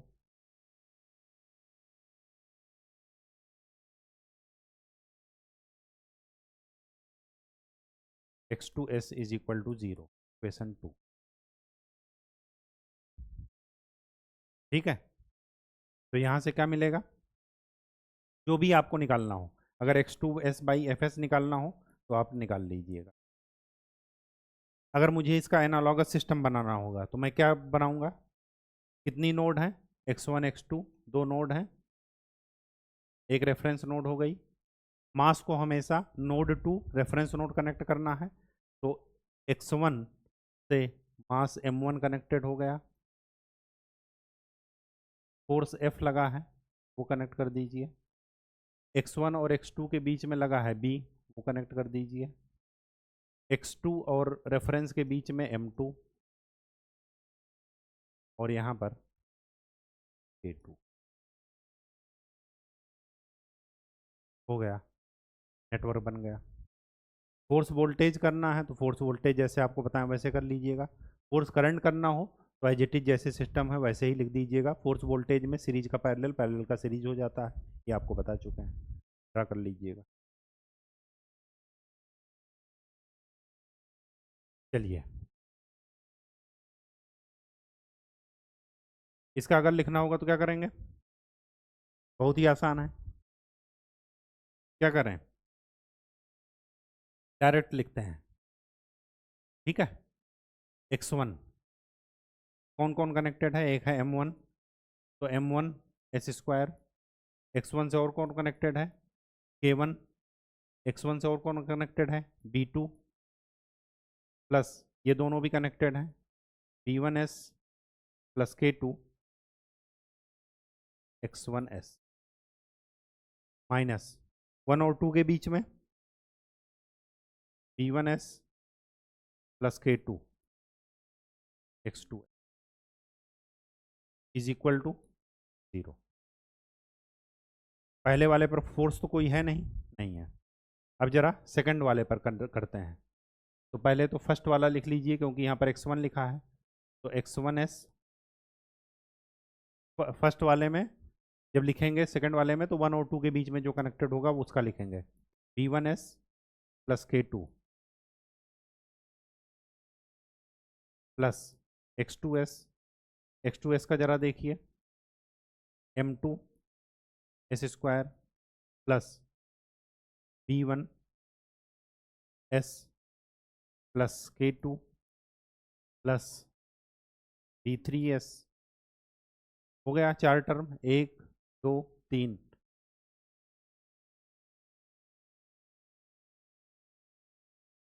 एक दो तीन, b1 हो गया, k2 हो गया, b3 हो गया और m2 हो गया, हाँ, इज इक्वल टू यहाँ पर अप्लाइड फोर्स fs हो गया। जिसको आपको निकालना हो, अगर x1 बाई एफ निकालने को कहे तो वो निकाल लीजिए, x2 बाई एफ कहे निकालने को तो वो निकाल लीजिए, केवल सिस्टम को अरेंज करना है। नेक्स्ट ये बताइए, इसमें क्या करेंगे, जैसे हमने मैकेनिकल सिस्टम का किया है वैसे ही रोटेशनल सिस्टम का कर दीजिए। हमारे पास तीन चीज़ें हैं, तो वो दो हैं, 1 और 2, दो मूवमेंट है, तो मूवमेंट मान लीजिए, अगर ये टार्क इधर है तो मान लीजिए θ1 इधर है, सॉरी θ2 इधर है, θ1 इधर है, एक ही डायरेक्शन में मान लीजिए। ठीक है, तो अगर मैं फर्स्ट में लिखता हूँ, तो सॉरी इधर फर्स्ट ये है, ये सेकंड है, ये फर्स्ट है, फर्स्ट में लिखता हूँ तो कौन है, k1, इसका inertia j1s square, plus b तो है नहीं, फ्रिक्शनलेस है, प्लस फर्स्ट और किससे कनेक्टेड है, k2, θ1s, यहाँ पर x1 x2 तो होता नहीं, यहाँ पर θ1 θ2 होंगे क्योंकि एंगुलर मूवमेंट हो रहा है, माइनस दोनों के बीच में कौन कनेक्टेड है, k2 θ2s is equal to applied torque T या TS लिख सकते हैं। ठीक है, इक्वेशन फर्स्ट, इक्वेशन टू लिखिए, इक्वेशन 2 लिखेंगे तो minus K2 θ1s plus J2 s square plus K2 plus K3 θ2s is equal to 0। Equation जो निकालना हो निकाल लीजिए, चीज़ें बहुत ही आसान है। आसान तभी हैं जब आप लिखना सीख गए। अब इसको क्या करना है, force voltage force current analogy इसको ड्रा करना है। सबसे पहले बना लेते हैं सिंपल सर्किट, पहले बना लेते हैं। 3 मूवमेंट दिख रहे हैं, 3 degree of freedom x1 x2 x3, तो 3 नोड बना लीजिए x1 x2 x3। x1 m1 यह रेफरेंस नोड, इधर पूरा रेफरेंस है। x1 से ही F फोर्स कनेक्टेड है, कनेक्ट कर लिया। फिर x1 और x2 के बीच में, अच्छा ये फ्रिक्शनलेस है तो और कोई कनेक्टेड नहीं है। x1 और x2 के बीच में कौन कनेक्टेड है, K1। x2 में कौन कनेक्टेड है, M2। x2 और x3 के बीच में कौन कनेक्टेड है, K2 V2। फिर x3 में एक है M3 K3, बस ये बन गया। अब फोर्स वोल्टेज इसका ड्रा कीजिए। फोर्स वोल्टेज ड्रा करेंगे तो ये है वोल्टेज,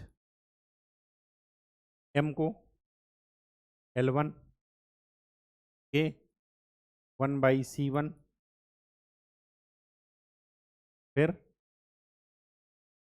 L2, फिर ये दोनों सीरीज में 1/C2 और R2, फिर L3 1/C3। ये बन गया force voltage. Force current draw करना हो तो एज इट इज, ये है करंट, M को C लिख दीजिए, K1 को 1/L1, M2 को C2 1/C2 1/R2 C3, और ये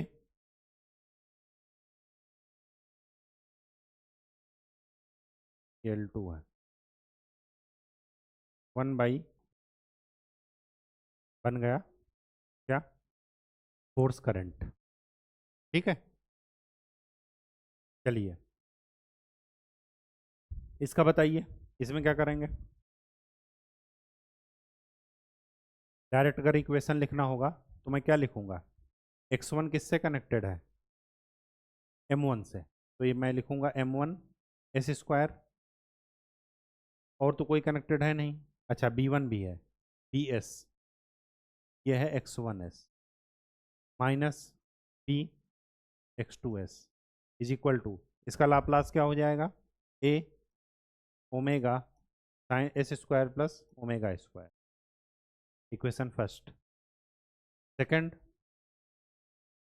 क्या लिखूंगा, minus B x1s plus M2s square plus K2 x2s is equal to, दो इक्वेशन दो अननोन। अगर एनालॉगस बनाना है तो x1 x2 रेफरेंस, x1 और रेफरेंस के बीच में मास M1 कनेक्ट कर दीजिए, यहाँ पर वोल्टेज अप्लाई कर दीजिए A साइन ओमेगा t, ये फोर्स है वोल्टेज नहीं है। फिर x1 और x2 के बीच में कौन कनेक्ट कर दीजिए, B कनेक्ट कर दिए, x2 और रेफरेंस के बीच में M2, बन गया नेटवर्क। ठीक है, फोर्स वोल्टेज, फोर्स करंट, जो भी आपको अब इसके बाद वो करना हो वैसे आप जा सकते हैं। ये सब आपको बताया जा चुका है। यहाँ पर क्या है, force voltage analogy and transfer function in both case, force voltage और फोर्स करंट। एक हो गया रेफरेंस नोड,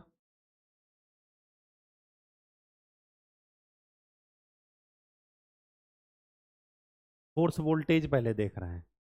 फोर्स वोल्टेज में ये दो नोड बनाइए, एक x1 और एक x2। x1 और रेफरेंस के बीच में कौन कनेक्टेड है, B। तो फोर्स वोल्टेज में ये हो जाएगा R, और ये कितना हो जाएगा K, 1/,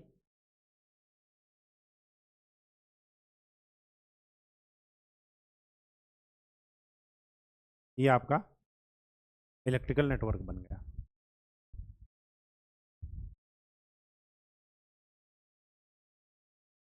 ठीक है,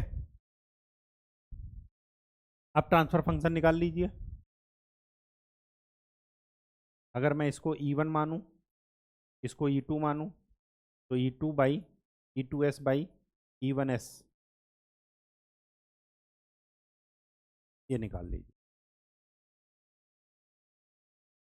कैसे निकालेंगे, इसका लाप्लास ले लीजिए।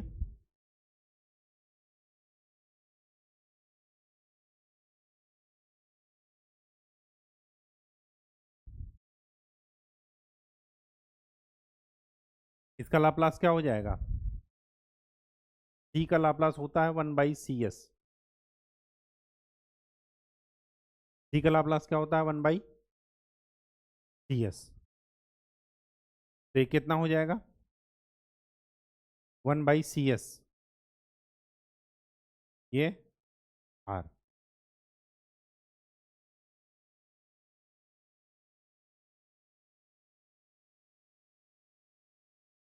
1/CS होगा या C/S होगा, C/S होगा, क्योंकि 1/C तो वहाँ पर लिखा ही है, C/, तो क्या हो जाएगा, ई E1 वो E2/E1, ये हो जाएगा R/R प्लस C/, तो कितना हो जाएगा, RS प्लस।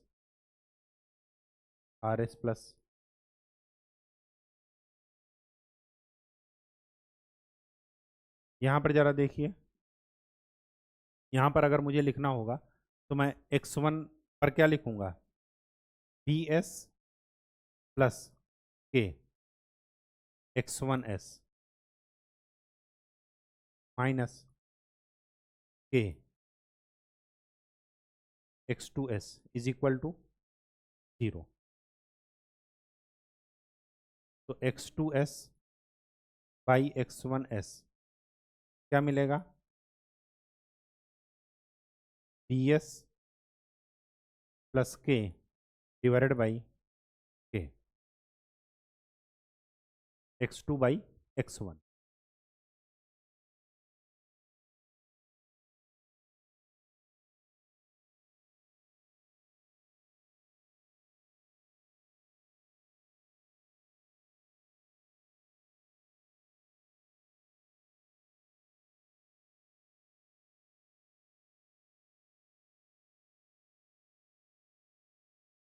और अगर यहाँ पर मैं E1/E2 निकालूं, E1/E2 मतलब ये डिवाइडेड बाई ये, तो क्या मिलेगा,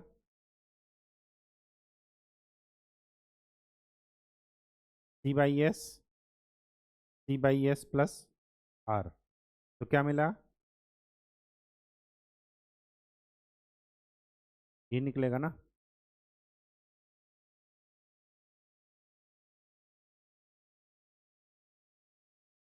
गड़बड़ हो रहा।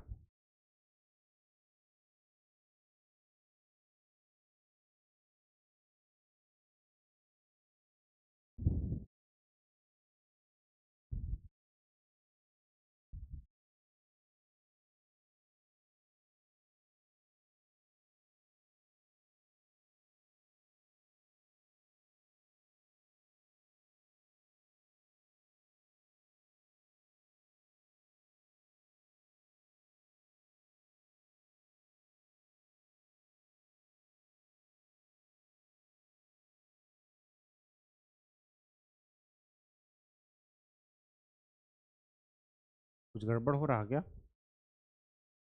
ट्रांसफर फंक्शन उल्टा आ रहा है।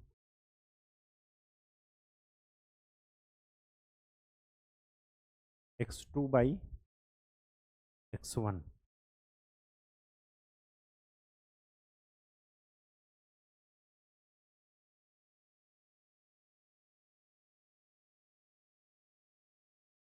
x1 बाई x2 क्या जाएगा? k अपान बी एस प्लस के। ठीक वैसे यहाँ पर निकाल लीजिए, E2 बाई E1 क्या निकला? R अपान R प्लस सी एस निकलना चाहिए। k की वैल्यू क्या रख दीजिए? 1 बाई सी। R की वैल्यू, B की वैल्यू S, और ये 1 बाई सी। तो क्या मिलेगा? 1 upon R C S plus 1। और ये तभी मिलेगा जब आपके पास R upon 1 plus R plus 1 by C S.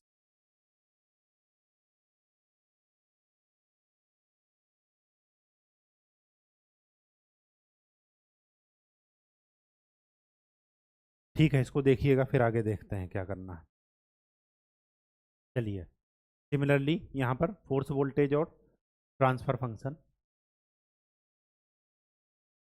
ये वाला क्वेश्चन और ये वाला क्वेश्चन ये बाद में देखा जाएगा, ठीक है। चलिए पहले इसको देख लेते हैं। इसमें क्या है? डायरेक्ट इक्वेशन लिखिए। यहाँ पर है फ्रिक्शन B1, तो पहले मैं किसका लिखूँ? मास M1 का लिखता हूँ। तो M1 से कौन कौन कनेक्टेड है वो देखिए। अच्छा, जितना मास होंगे उतने ही आपके डिस्प्लेसमेंट होंगे, ठीक है, एक्स या डिग्री ऑफ फ्रीडम। तो क्या हो जाएगा? M1 S square. M1 से और कनेक्टेड, और कौन सा कनेक्टेड है? B1 एस प्लस K1, ये है M1 से। और M1 और M2 के बीच में कौन है? B1।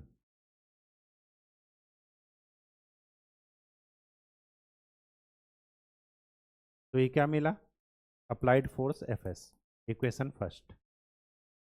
इक्वेशन सेकंड अप्लाई करते हैं M2 पर। तो M2 पर, M2 और M1 के बीच में कौन है? B1। तो minus B1s x1s plus M2 S square plus K2 plus B1s plus B1 B2, इसको मान लीजिए B2s x2 is equal to 0। Equation बन गई। तो उसके बाद जो भी आपको पूछे, चाहे ट्रांसफर फंक्शन पूछे, चाहे x1 बाई x2 पूछे, चाहे x बाई एफ पूछे, वो आप निकाल लेंगे। यहाँ पर देखिए क्या करेंगे, डायरेक्ट इक्वेशन लिखिए। ये है y, ये है x2 और ये है x1। अगर मैं यहाँ पर लिखूँ y में, तो मैं क्या लिखूँगा? k2 y। y का लाप्लास वाई एस लिखिएगा, ठीक है। तो y से कौन कौन कनेक्टेड है? एक तो है कनेक्टेड B2, तो B2s, और दूसरा है K2, तो ये हो गया YS माइनस B2 x2s। और तो कोई कनेक्टेड नहीं है y से, इज इक्वल टू 0। यहाँ पर देखिए सेकंड वाले में, तो minus B2s YS plus B2s plus B1s plus K1 x2s is equal to x1 में देखिए, तो minus K1 plus B1s x2s plus K1 plus B1s x1 is equal to 3 equation मिल गई। अब उसके बाद जिसका भी रेशियो पूछे, अगर आपसे पूछे Y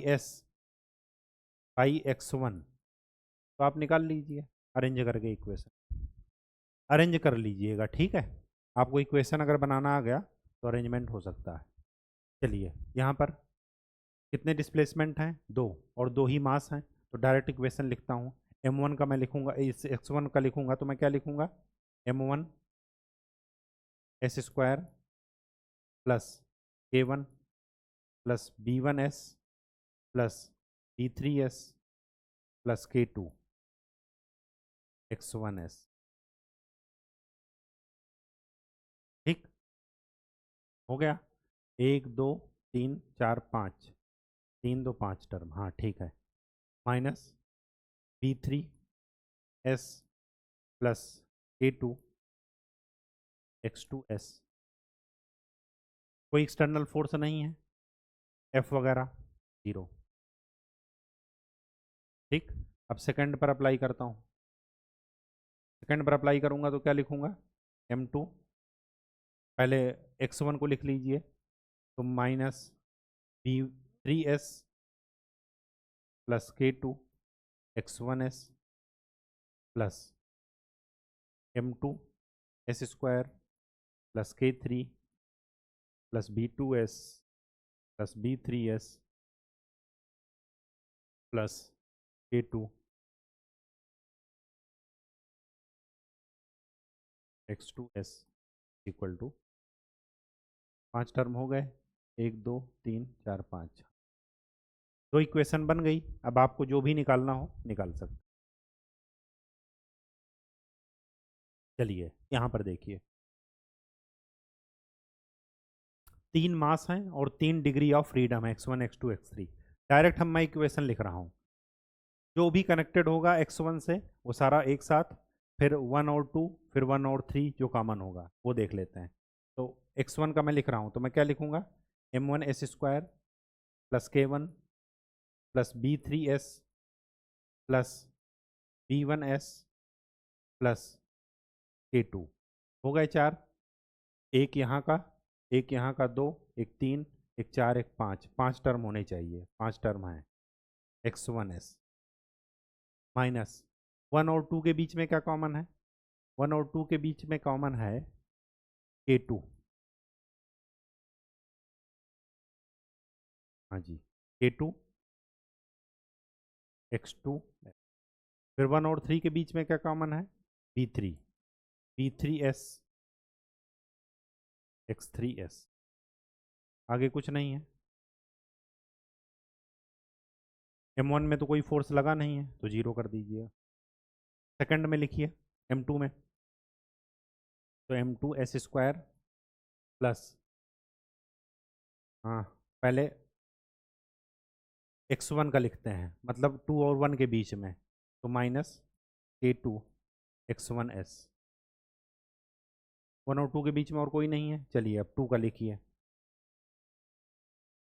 m2 S square plus b2s plus k2 plus b4s,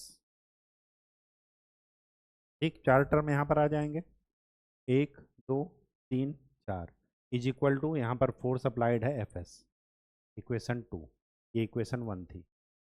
third वाले में लिखिए m3 में, तो पहले x1 का लिख लीजिए तो माइनस b3s x1s, फिर 2 का लिख लीजिए माइनस, अच्छा यहाँ पर हमने 3 का नहीं लिखा, x3 का, यहाँ पर x3 का पहले लिखिए। 3 में कौन है, minus b4s x3s is equal to Fs, तो यहाँ पर x2 में लिखिए, x2 इनके साथ कौन सा है, b4s x2, फिर x3 से जो भी रिलेटेड हैं उनका सबका सम, m3 एस स्क्वायर प्लस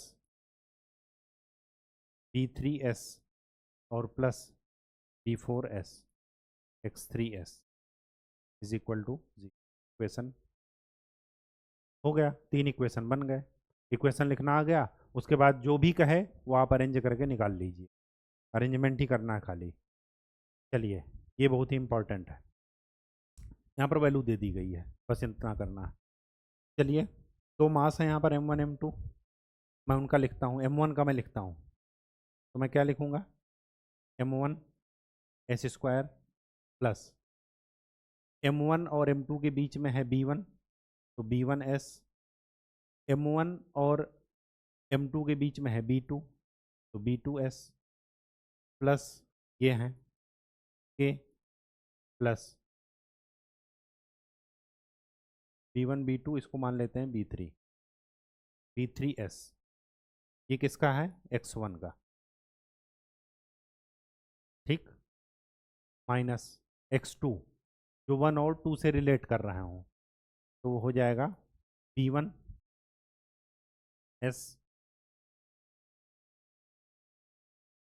1 और 2 से, और कौन सा रिलेट कर रहा है?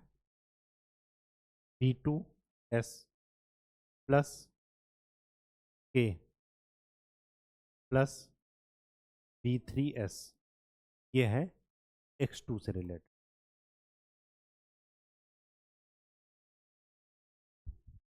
ठीक, मास M1 में कोई फोर्स लग रहा है?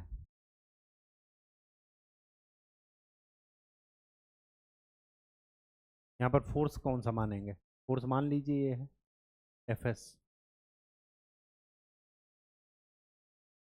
Equal to F। Equation first. Second बना रहे हैं M2 पर।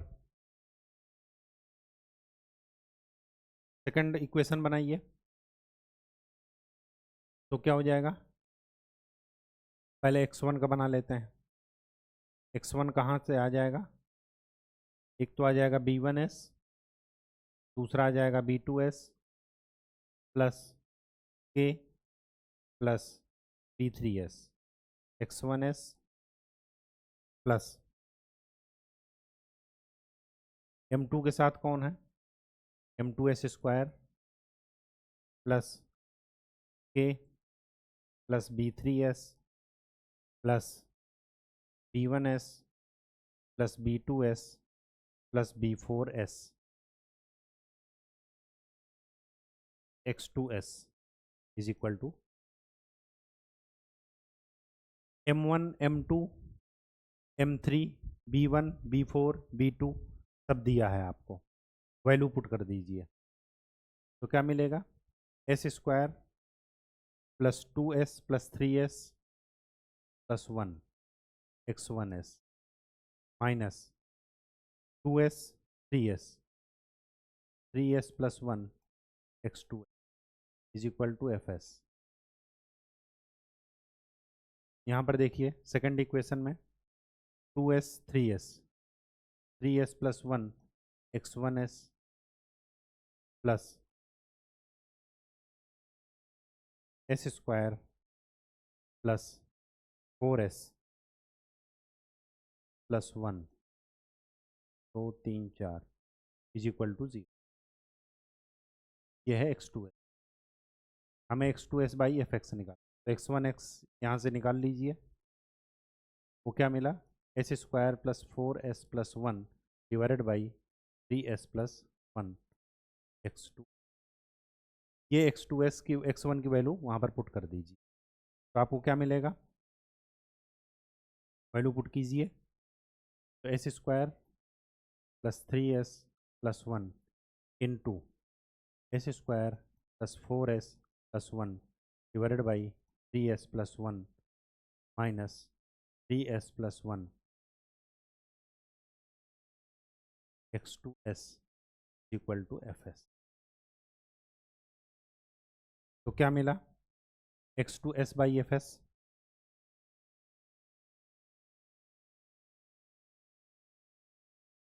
3S plus 1 divided by S square plus 3S plus 1 S square plus 4S plus 1 minus 3S plus 1 का होल स्क्वायर। ओपन कर दीजिए, देखिए कुछ मिलता है। कुछ कैंसिल होगा, कट जाएगा। एस की power 4 plus 3s cube plus S square plus 4s cube plus 12s square plus 4s plus S square plus 3s plus 1 minus 9s square minus 1 minus 6s। कुछ कैंसिल होगा, कुछ cancel हो cancel कर दीजिए। S की power 4 3 4 3 7 तो 7s cube plus square का देखिए 12 1 13 13 1 14 14 माइनस 9 5।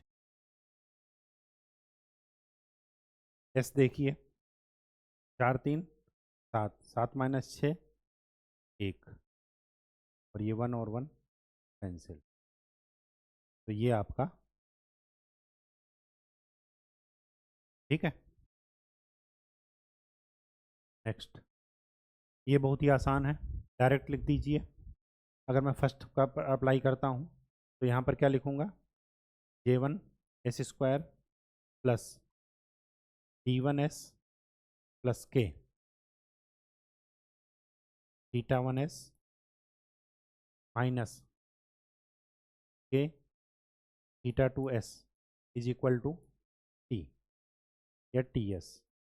क्वेश्चन फर्स्ट यहाँ पर अप्लाई कीजिए तो minus K theta 1s plus J2 S square plus D2s plus K theta 2s is equal to 0। जो भी निकालना हो निकाल लीजिए, ठीक है। दो क्वेश्चन जो छूटे हैं वो आपको कल बता देंगे, और कल हम लोग करेंगे जो आईईएस और गेट में जो इससे रिलेटेड क्वेश्चन आए हैं वो करेंगे। फिर कल हमारा ये चैप्टर समाप्त हो जाएगा। फिर नेक्स्ट डे हम लोग स्टार्ट करेंगे, या कल ही अगर टाइम बचेगा तो स्टार्ट कर देंगे क्या, ब्लॉक डायग्राम, ठीक है। तो आज के लिए इतना ही। नेक्स्ट लेक्चर में हम लोग नए टॉपिक के साथ मिलेंगे। तब तक के लिए खूब अच्छे से पढ़ाई कीजिए, प्रीवियस ईयर क्वेश्चन जरूर सॉल्व कीजिए। धन्यवाद।